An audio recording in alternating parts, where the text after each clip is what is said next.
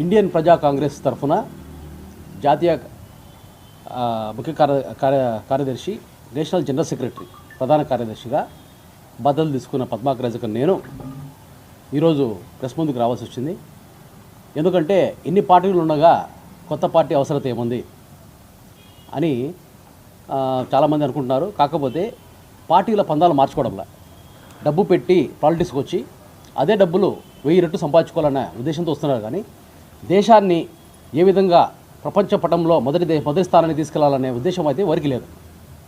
ఎంతసేపు ఇది ఒక పాలిటిక్స్ని ఒక బిజినెస్ చూసే పార్టీలు మనం గమనించాం. కానీ అయితే దేశాన్ని ఏ విధంగా మరి దేశంలో ఉన్న ప్రధాన సమస్యలు ఏవైతే కరప్షన్ అయితేనేమి, అన్ఎంప్లాయ్మెంట్ అయితేనేమి, మనకున్న బలం మన వెన్నెముక రైతాంగం అయితే దాన్ని ఎలా అభివృద్ధి తీసుకురావాలా, ఎక్స్పోర్ట్స్ని ఎలా ముందుకు తీసుకెళ్లాలా, మన దేశం నుంచి బయటికి వెళ్ళిన మన ఇంజనీర్స్, డాక్టర్స్, ఏదైతే క్రీమ్ లేయర్ ఉన్నారో వాళ్ళని ఎలాగ మనం తీసుకొని వచ్చి మన దేశ ప్రగతికి వాళ్ళు వాడుకోవాలి, యువత నిరుద్యోగులుగా లేకుండా వాళ్ళని వాడుకోవాలి, వృద్ధుల నుంచి మేధస్సుని వాళ్ళని ఎలా రాబట్టుకోవాలనేది ఎవరు పట్టించుకోవడంలే.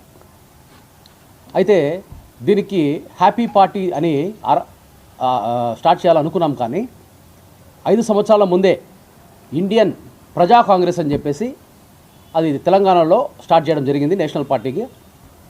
దానికి శ్రీధర్ గారు ఎక్స్ మినిస్టర్ కొడుకు ఆయన ఇందిరమ్మ ఆయన చేతుల మీద ఎత్తుకొని ఆయన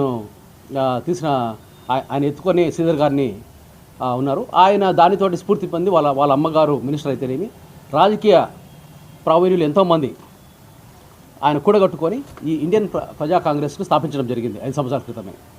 అయితే మన ఎక్స్ మినిస్టర్ మారప్ప కర్నూలు నుంచి ఆయన నాయకత్వం వహించాల్సిన పాత్ర ఇది. అయితే ఆయన కాంగ్రెస్లో చేరిపోవడం బట్టి మా ఇండియన్ ప్రజా కాంగ్రెస్కి నా కట్ట కాలితే కానీ నేను ఈ ఇండియన్ ప్రజా కాంగ్రెస్ నుంచి వెళ్ళిపోను అనే పరిస్థితి ఉండింది మారప్ప గారికి, ఎక్స్ మినిస్టర్ మారప్ప గారికి. అయితే తెలంగాణలో, కర్ణాటకలో కాంగ్రెస్ రావడంతో ఇప్పుడు ఆయన సడన్గా రియలైజ్ అయ్యి ఇది నా తల్లి పార్టీ, నేను దాని నుంచి అంటే కాంగ్రెస్ పార్టీ నుంచి రాజశేఖర రెడ్డికి పక్కన ఉండి ఆయన ఎన్నో సేవలు అందించడం జరిగింది.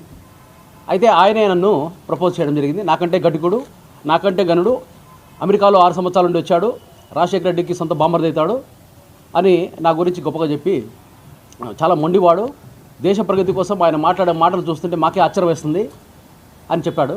ఇది నా ఒక తెలివితేటలు కాదు, మా అందరినీ కూడగట్టుకొని మమేకం చేసుకొని వాళ్ళ దగ్గర నుంచి వచ్చిన రాబట్టిన ఈ యొక్క ఆలోచనలనే మేము ముందు ఉంచుతున్నాం. ప్రధానమైన అంశాలు, దేశానికి మనం బాగు చేయాల్సిన అంశాలు ఏమంటే ముఖ్యంగా కరప్షన్, అన్ఎంప్లాయ్మెంట్, తర్వాత రైతాంగాన్ని ఎలా ముందుకు తీసుకెళ్ళాలి, ఎక్స్పోర్ట్స్ని ఎలా పెంచాలి. ఇండియన్ ప్రజా కాంగ్రెస్ ఐపీసీ అన్న పార్టీ ఉద్దేశం ఏమంటే మాతృదేవో భవ, అంటే తల్లి లాంటి పాలన ఇవ్వాలి. ఒక తండ్రి అయితే కుటుంబంలో అతనికి ఒక 6-7 మంది పిల్లలు ఉంటే ఎవడు ఘనుడో వాణ్ణి ప్రోత్సహిస్తాడు. కానీ ఒక తల్లి పెద్ద చిన్న ఆడామగ తేడా లేకుండా అందరినీ సమానంగా చూస్తుంది. అది మా సిద్ధాంతం. ఉచిత విద్య, ఉచిత వైద్యం, ఉచిత ఉద్యోగం, ప్రభుత్వ ఉద్యోగం చెప్పేది ఇది. ఉచిత వైద్యం, ఉచిత విద్య, ఉచిత ప్రభుత్వ ఉద్యోగం అనేది ఇది మన ప్రధాన హక్కు.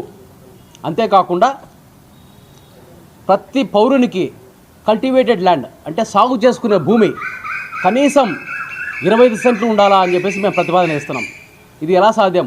ఇంతమంది ప్రజలకు ఒక 25 సెంట్ల భూమి ఇవ్వడం సాధ్యమవుతుందా అంటే ల్యాండ్ రిఫార్మేషన్ తీసుకొని వచ్చి ఎవరైతే 100 ఎకరాలు 50 ఎకరాలు ఉన్నారో వాళ్ళ దాన్ని మనం తిరిగి గవర్నమెంట్ సేకరించి, ఇది నిరుద్యోగులు వస్తారు మన దగ్గరికి, మేము నిరుద్యోగులు మా దగ్గరికి వచ్చిన వాళ్ళని 10 మందిని మమేకం చేసి వాళ్ళకు ఒక అగ్రికల్చర్ ఆఫీసర్, బ్యాంక్ లోన్, తర్వాత ఎక్విప్మెంట్ ఏదంటే దున్నడానికి కావాల్సిన ఎక్విప్మెంట్ ఏదైతే ట్రాక్టర్స్ అయితే కానీ, తర్వాత ఒక అగ్రికల్చర్ ఆఫీసర్ వాళ్ళకి ఇచ్చి, ఇక్కడ ఏ పంట వేస్తే వాటర్ ఇచ్చి, ఎలక్ట్రిసిటీ ఇచ్చి, లోన్ ఇచ్చి, వాళ్ళకి ఇన్సూరెన్స్ పెట్టి, వాళ్ళకి ఏ పంట వేస్తే ఇక్కడ లాభం వస్తుందో వాళ్ళకి ట్రైనింగ్ ఇచ్చి వాళ్ళను ప్రభుత్వ ఉద్యోగులుగా తీర్చిదిద్దుతున్నాం.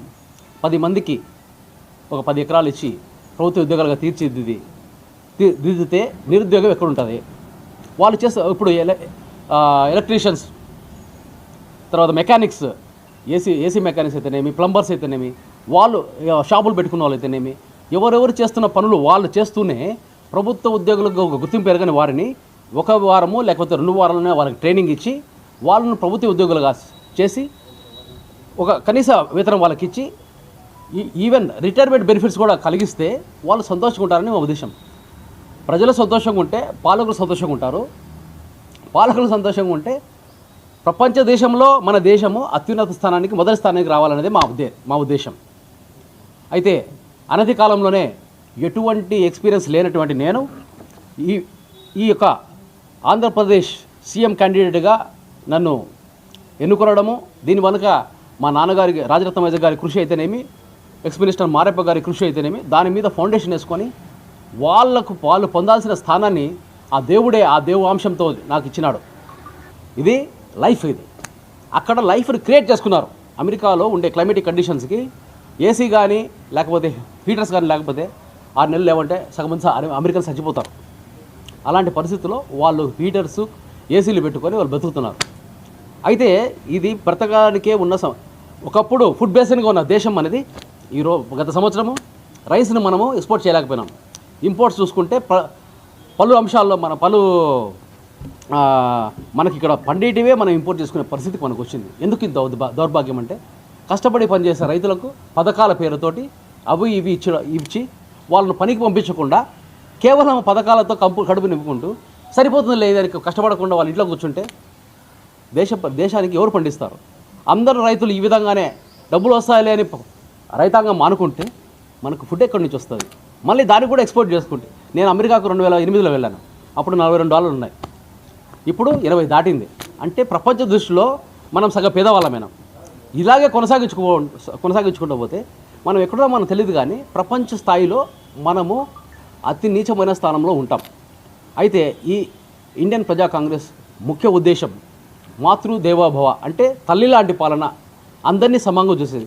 ఒక కులానికి కానీ, ఒక మతానికి కానీ, ఒక ప్రాంతానికి కానీ తేడా లేకుండా భారతదేశం మొత్తం ఒక ధ్యేయంతో భారతదేశాన్ని ప్రపంచంలో మొదటి స్థానం తీసుకురావడానికి ప్రయత్నంలో కొన్ని సంవత్సరాల ముందు 3rd డెవలపింగ్ కంట్రీ అన్నారు. ఈరోజు కూడా 3rd డెవలపింగ్ కంట్రీ అంటే మనము ఈ యొక్క 70-80 సంవత్సరాలు సాధించింది ఏంది? అయితే ఇలాగే వదిలిపెడితే ఇంకా ఎంతకాలం ఇలాగుంటాం? వస్తున్నారు మంచి నాయకులు వస్తున్నారు. మనకు చూస్తే మోడీ గారు, జగన్ గారు, చంద్రబాబు నాయుడు గారు, ఎన్టీ రామారావు గారు, రాజశేఖర రెడ్డి గారు, ఇలాంటి నాయకులు చూసినాము. కానీ మన దేశం ప్రపంచ పటంలో మనం ఎక్కడున్నాము అనే దానికి చూసుకుంటే ఎక్కడ వేసిన గొంగలే అక్కడే ఉంది. మరి దీనికి ప్రత్యామ్నాయం ఏంటిది? అయితే ఇండియన్ ప్రజా కాంగ్రెస్ అనేది స్థాపించబడి ఒకే ఒక ఉద్యమంలో ఈ యొక్క ఉద్దేశం ఏమంటే, ఇది ఉద్యమం కాదు, మేము ఇది స్థాపించకపోయి, మా మేనిఫెస్టోను మేము చేయలేకపోయినా, ఎవరైతే వివిధ రాష్ట్రాల్లో ముఖ్యమంత్రులు కానీ ప్రధానమంత్రి కానీ మేము ఇచ్చే సూచనల మేరకు వాళ్ళు సాధించినా కానీ పేద ప్రజలకు ఉన్నత స్థాయిలో ఉన్న వాళ్ళకి ఆ దూరం తగ్గించి అందరూ సంతోషంగా ఉండే సిద్ధాంతాన్ని క్రియేట్ చేయడమే మా ఉద్దేశం. ఇండియా ప్రజా కాంగ్రెస్ తరఫున సీఎం అభ్యర్థి అయిన పద్మాకర్ నేను మరి పులివెందుల్లో, తర్వాత కుప్పం, తర్వాత పిఠాపురంలో 3 స్థానాల్లో మరి ఎమ్మెల్యే అభ్యర్థిగా నేను పోటీ చేస్తున్నాను. అయితే ఖచ్చితంగా ఈ 3 స్థానాల్లో గెలుస్తామో లేదు, కానీ నాకైతే మా సిద్ధాంతాలు ఏదైతే ఉన్నాయో అవి ప్రజలకు కావాల్సినవి, దేశానికి కావాల్సినవి. డబ్బులకు అమ్ముడుపోని వాళ్ళు, మరి ఎవరైనా నిజంగా దేశాన్ని మేలు చేసేవాళ్ళు అనుకునే వాళ్ళు మాకే ఓడిస్తారని మా నమ్మకం ఉంది. ఖచ్చితంగా గెలుస్తామనే నమ్మకం కూడా మాకుంది. అరే కొత్త పార్టీ కదా ఏమో అనుకునేదానికి అవకాశమే లేదు. ఆ దేవుడి ఏమంటారు దైవాంశం నాకుంది. ప్రజలకు కావాల్సింది మేము ఇస్తున్నప్పుడు, ప్రజలు సంతోషంగా ఉండాలని మేము తపన పడుతున్నప్పుడు ప్రజలు మా వైపే ఉంటారని మేము నమ్ముతున్నాము.